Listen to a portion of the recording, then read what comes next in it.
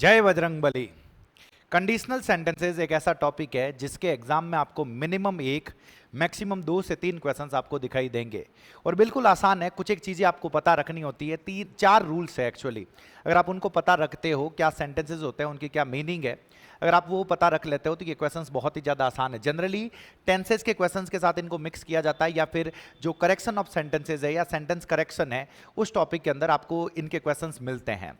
तो बिल्कुल आसान है। अभी 10 से 15 मिनट के अंदर आपका ये टॉपिक क्लियर होगा सर। नाम है कंडीशनल सेंटेंसेस। लेकिन ये समझने से पहले अरे भाई आप लोगों को पता होने चाहिए कंडीशनल कंजक्शंस। सर कौन से सेंटेंसेस को हम कंडीशनल सेंटेंसेस बोलेंगे, हमें पता कैसे चलेगा? क्या एग्जाम में लिखा हुआ मिलेगा कि ये सेंटेंसेस कंडीशनल सेंटेंसेस है?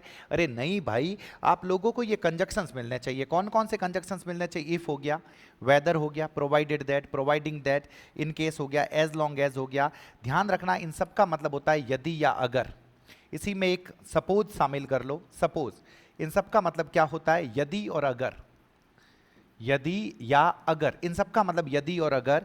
और अनलेस का मतलब होता है यदि नहीं। अनलेस का मतलब क्या होता है सर?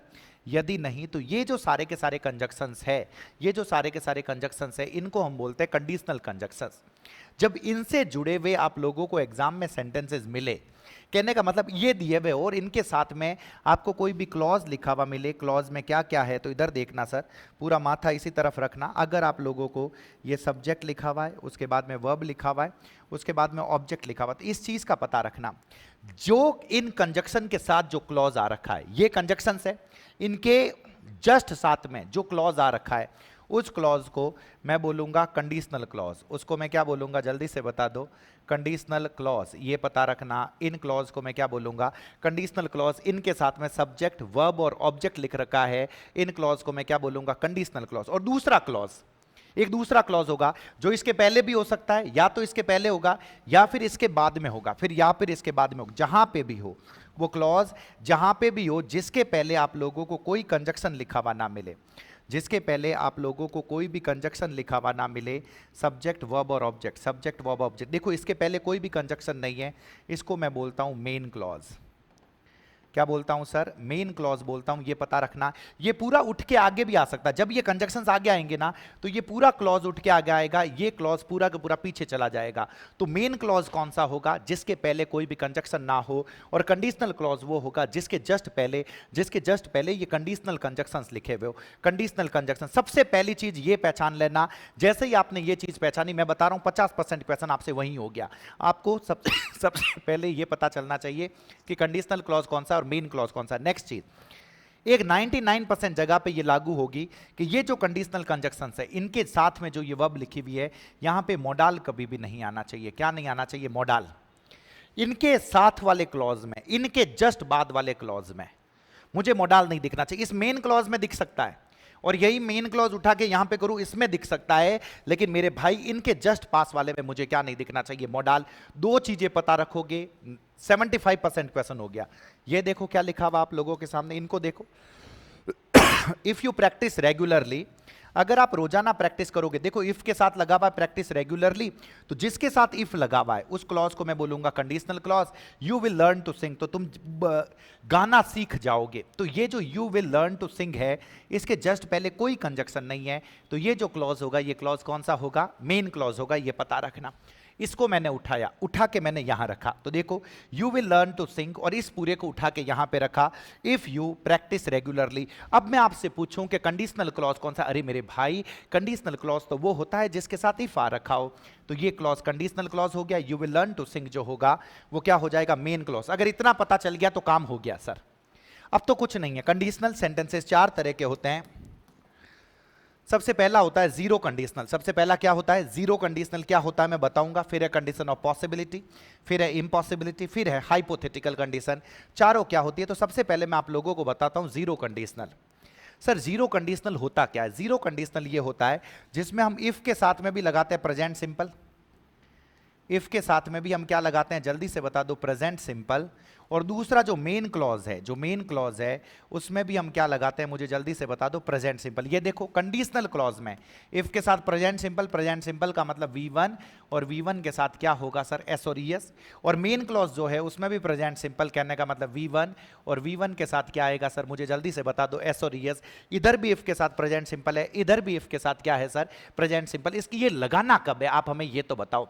जब भी मुझे ये कहना हो कि ये दोनों एक्शन रिपीट होते हैं, ये दोनों एक्शन क्या होते हैं सर, रिपीट होते हैं। जब भी आपको ये कहना हो कि ये एक बार की बात नहीं है, ये हर बार की बात है, ये दोनों एक्शन रिपीट होते हैं, तो इफ के दोनों तरफ मुझे कौन सा टेंस रखना होगा, प्रेजेंट सिंपल रखना होगा। रिपीट होने के सेंस में सर क्या कहना चाहते हो, इधर देखो ना, जब आप आइस को हीट करते हो, यदि आप आइस को हीट करते हो तो ये पिघलता है। ये एक बार की बात है या हर बार की बात है, अरे सर ये तो हर बार की बात है। यही reason, if we heat ice it melts, if we heat ice it melts. ये देखो present simple, present simple. If we drop things, अगर हम चीजों को छोड़ते हैं, किसी भी चीज को जैसे ही हम छोड़ते हैं तो ये जमीन पे आके गिरती है। ये एक बार की बात है या हर बार की बात है, अरे मेरे भाई हर बार की बात है, तो ड्रॉप इधर हो गया फॉल। ये दोनों के दोनों प्रेजेंट सिंपल है। If we add 2 and 2 we get 4, अगर हम 2 और 2 को ऐड करते हैं तो हमें क्या मिलता है, 4। एक बार की बात है या हर बार की बात है। जब ऐसा हो तब हमें आगे वाले तीनों कंडीशंस नहीं लगाना है, हमें जीरो कंडीशनल लगाना है, जिसके अंदर दोनों में मुझे कौन से टेंस का यूज करना है, प्रेजेंट सिंपल का यूज करना है। मैं उम्मीद कर रहा हूं कि आप लोगों को पता चल रहा है 100%। ये देखो इस सेंटेंस को, ऑयल फ्लोट्स, ऑयल जो है वो फ्लोट करता है, तैरता है। If we pour it on water, अगर हम इसको उड़े लें, अगर हम इसको उड़े लें, किसके ऊपर उड़े लें सर, पानी के ऊपर उड़े लें, तो ऑयल जो होता है वो ऑयल क्या करता है सर, तैरता है। एक बार इस सेंटेंस को फटाफट बोल जाओ, क्या लिखा हुआ, oil floats if we pour it on water. तो कब लगाते हैं जीरो कंडीशनल, जब हमेशा ऐसी चीजें जो हमेशा होती है, ऐसी चीजें जो हमेशा होती है, जो साइंटिफिक फैक्ट हो, जो मैथमेटिकल फैक्ट हो, जो नेचुरल फैक्ट हो, इनके साथ मुझे जीरो कंडीशनल लगाना होता है। अब आता है आप लोगों के सामने कंडीशन ऑफ पॉसिबिलिटी।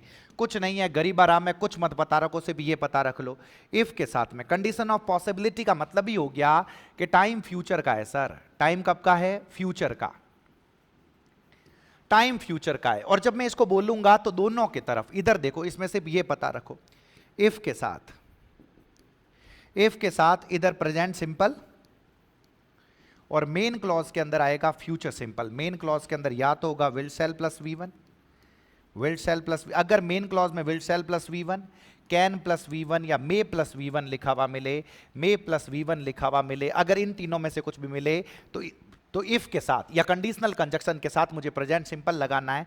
और प्रेजेंट सिंपल का मतलब हो गया V1 और V1 के साथ एस और एस, बस ये पता रख लो। उधर इनमें से कुछ है तो V1 और V1 के साथ एस और एस। ध्यान रखना, सबसे पहले आप लोगों को पहचान होनी चाहिए कंडीशनल क्लॉज और मेन क्लॉज की। कंडीशनल क्लॉज के अंदर प्रेजेंट सिंपल और उस तरफ आप लोगों के फ्यूचर सिंपल। सर ये कब, अगर आप ये काम करोगे, यदि गागेगी, अगर ऐसा करोगे तो ऐसा होगा, अगर ऐसा करोगे तो ऐसा होगा, उस सेंस में, उस सेंस में। अब ये हमेशा रिपीट वाला नहीं है सर, आपने इससे पहले बताया उसमें भी इफ के साथ प्रेजेंट सिंपल था, लेकिन यहां प्रेजेंट सिंपल लगाते हैं, यहां क्यों नहीं लगा रहे, अरे वो एक्शन रिपीट होता है, वो एक्शन क्या होता है, रिपीट। यहां सिर्फ एक बार की बात है सर, एक बार की बात कैसे, जल्दी देखो, इफ इट रेन्स वी खाली जगह एट होम, अगर बारिश होगी तो हम घर पे ठहरेंगे, घर पे रुके हुए रहेंगे। ये रोजाना की बात नहीं है कि जब भी बारिश होती है तो हम घर पे ठहरते हैं, नहीं, यदि बारिश होगी तो हम घर पे ठहरेंगे। अगर इस तरीके के सेंटेंसेस हो तो देखो, इफ के साथ प्रेजेंट सिंपल है सर, इफ के साथ क्या है, प्रेजेंट सिंपल। अगर इफ के साथ प्रेजेंट सिंपल है तो वी खाली जगह, तो मुझे क्या करना पड़े, we shall stay, future simple, we shall stay at home. इधर देखो ना क्या लिखा हुआ है, इफ शी खाली जगह आई विल आंसर हर। देखो आई विल आंसर हर ये मेन क्लॉज है, क्योंकि इसके जस्ट पहले कोई कंजक्शन नहीं दे रखा। I will shall plus V1, will shall plus V1, तो विल सेल प्लस V1 दे रखा है मेन क्लॉज में। इधर प्रेजेंट सिंपल, तो यहां पे क्या आ जाएगा सर, कॉल्स, क्या आ जाएगा सर, कॉल्स। आप लोगों के सामने नेक्स्ट लिखा हुआ, इधर देखना, फटाफट बता दो क्या लिखा हुआ, इफ आई सी हिम, आई खाली जगह हेलो, अगर मैं उसे देखूंगा, अगर मैं उसे देखूंगा तो मैं कहूंगा हेलो, अगर मैं उसे देखूंगा तो मैं कहूंगा हेलो। इफ के साथ प्रेजेंट सिंपल है सर, इफ के साथ क्या है, प्रेजेंट सिंपल है, तो दूसरी तरफ मुझे क्या लगाना पड़ेगा, I will say hello, I will say hello. इस चीज़ का पता रखना, मैं हेलो कहूंगा। मैं उम्मीद कर रहा हूं कि पता चल रहा है, समझ में आ रहा है, 100% समझ में आ रहा है सर। अब नेक्स्ट मैं आप लोगों को बताता हूं जिसको मैं बोलता हूं कंडीशन ऑफ इम्पॉसिबिलिटी। क्या बोला है सर आपको? Condition of impossibility. इसमें भी कुछ मत करो, आपको बस मेन क्लॉज और कंडीशनल क्लॉज का पता होना चाहिए। मेन क्लॉज और कंडीशनल क्लॉज, कुछ नहीं है। इधर देखो, अगर इफ के साथ आपको पास्ट परफेक्ट लिखा हुआ मिल जाए, इफ के साथ क्या लिखा हुआ मिल जाए? पास्ट परफेक्ट, तो दूसरी तरफ जो क्लॉज है उसमें मुझे लगाना होता है would have plus V3, would have plus V3, या फिर आपको लगाना होता है might have plus V3, might have plus V3, या फिर आपको लगाना होता है कुड हैव प्लस V3। क्या लगाना होता है सर? जल्दी से बता दो। कुड हैव प्लस V3, ये मेन क्लॉज है।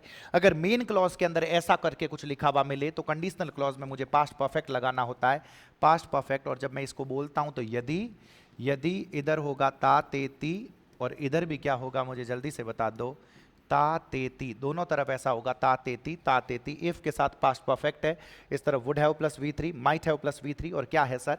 Could have plus V3। आपको बस ये देखना है कि मेन क्लॉज के अंदर ये दे रखा है तो कंडीशनल क्लॉज में पास्ट परफेक्ट, और पास्ट परफेक्ट का मतलब हो गया मुझे लगाना पड़ेगा हेड प्लस वर्ब की third form. Head plus verb की कौन सी फॉर्म होगी? थर्ड फॉर्म होगी, ये पता रखना। अरे सर क्या कहना चाहते हो? ये देखो क्या लिखा हुआ है फटाफट। If they had left earlier, अगर वो थोड़े से पहले चले जाते, अगर वो, देखो इफ के साथ हेड प्लस वर्ब की थर्ड फॉर्म, दूसरी तरफ वुड हैव प्लस वर्ब की थर्ड फॉर्म आएगा। बिना सोचे समझे आपने लगा दिया वुड हैव प्लस वर्ब की थर्ड फॉर्म, ये ध्यान रखना सर। जैसे ये देखो क्या लिखा हुआ है, फटाफट बता दो। इफ यू खाली जगह the map we would not have lost the way. अरे भाई साहब, would not have lost, would not have, तो वुड हैव प्लस वर्ब की थर्ड फॉर्म दे रखा है मेन क्लॉज के अंदर। मेन क्लॉज के अंदर जब वुड हैव प्लस वर्ब की थर्ड फॉर्म हो तो मुझे कंडीशनल क्लॉज के अंदर पास्ट परफेक्ट लगाना होता है। तो पास्ट परफेक्ट क्या होगा सर? हैड चेक्ड होगा, ये पक्का पता रखना। जैसे ये देखो क्या लिखा हुआ, if she had told me. अरे मेरे भाई, इफ के साथ आपको दे रखा है पास्ट परफेक्ट, इफ के साथ आपको क्या दे रखा है? Past perfect. तो दूसरी तरफ मुझे लगाना पड़ेगा वुड हैव प्लस वर्ब की third form.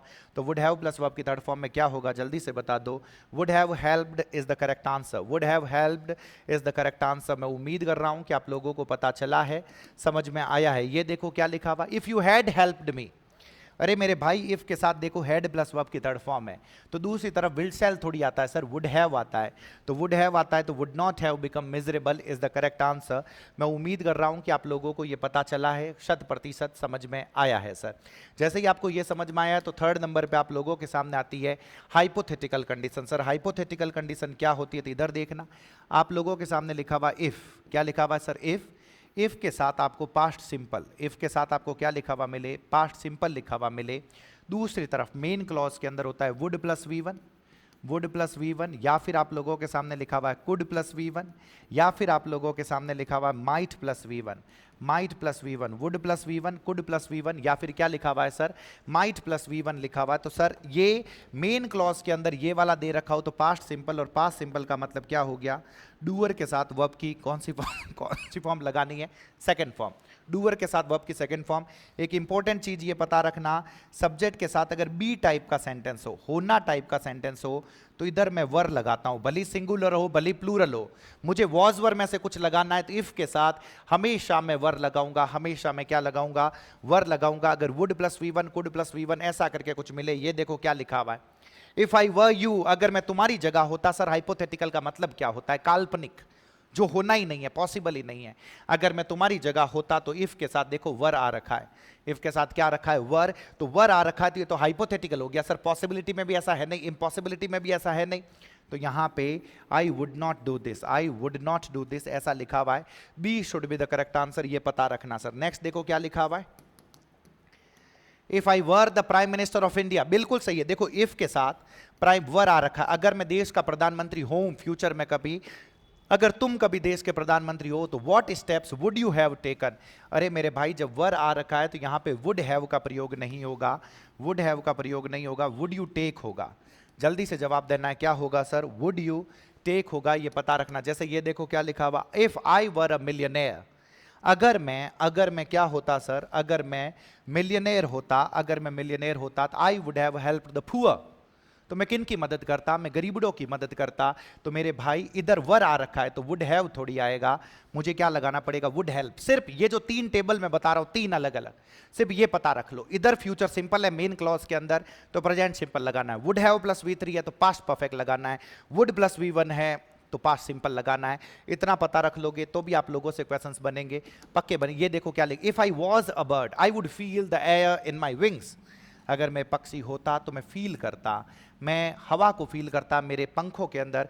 I would feel नहीं होगा, यहाँ पे मुझे, यहाँ पे आई वुड फील दे रखा है, यहाँ पे आई वर करना पड़ेगा। इस चीज का पता रखना सर। 6 बात। एक और चीज है,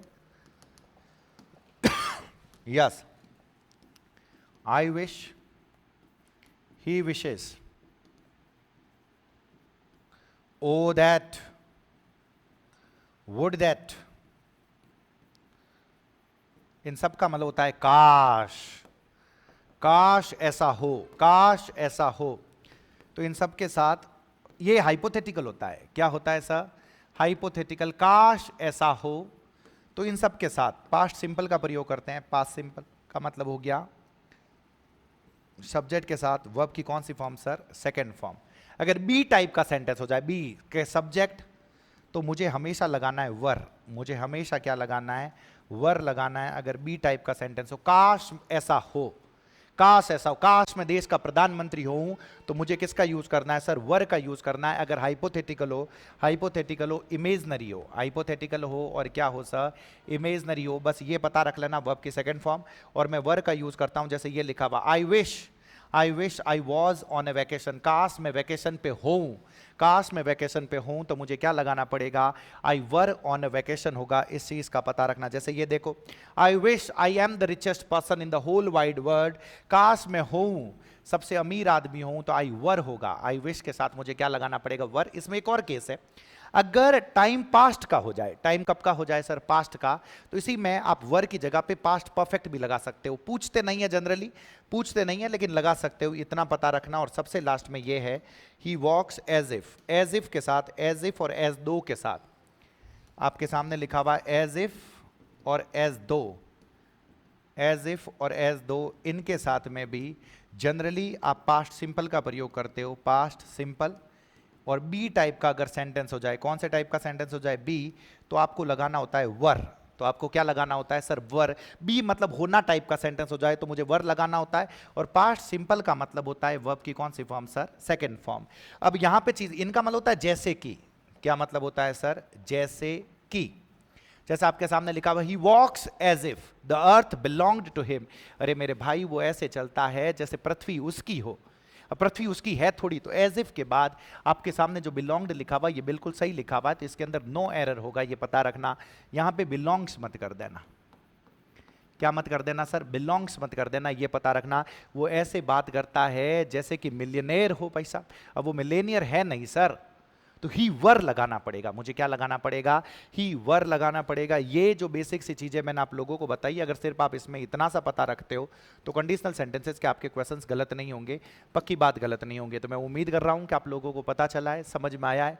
पढ़ते रहें, रिवाइज करते रहे, बार बार रिवाइज करते रहे, और इनके जो टेस्ट अपलोड हो रखे हैं ऐप के ऊपर, वो टेस्ट देते रहे। सारे क्वेश्चंस आप लोगों से बनेंगे सर, ये बात पक्की है। आपको क्लास कैसी लगे मुझे कमेंट बॉक्स में जरूर बताएं सर। बहुत बहुत धन्यवाद आप सभी का। जय बजरंगबली।